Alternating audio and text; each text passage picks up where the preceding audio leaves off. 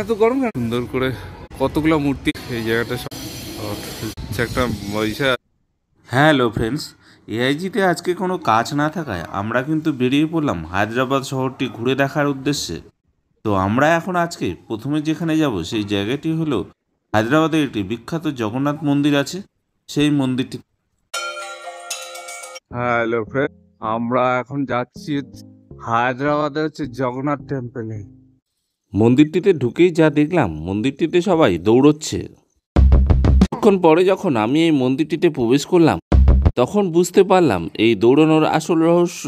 এখানে হচ্ছে পুজোর সব সামগ্রী বিক্রি হচ্ছে, জুতো রাখার জায়গা আছে।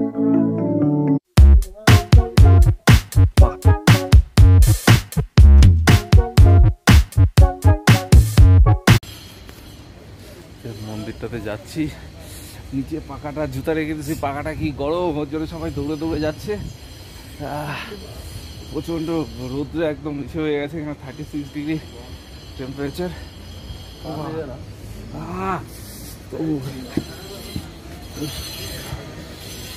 বাপরে, পাকাটা এত গরম কেন? ইসের জন্য মনে হয় সবাই দৌড়াচ্ছে। সুন্দর করে প্রদীপ ধরিয়েছে এইখানে।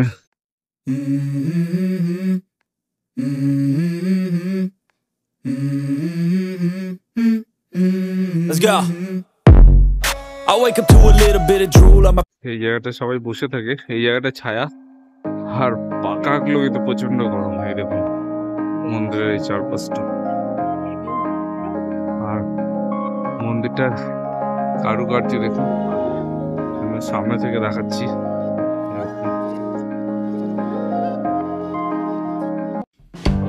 জগন্নাথ, এরকম লর্ড জগন্নাথের এটা।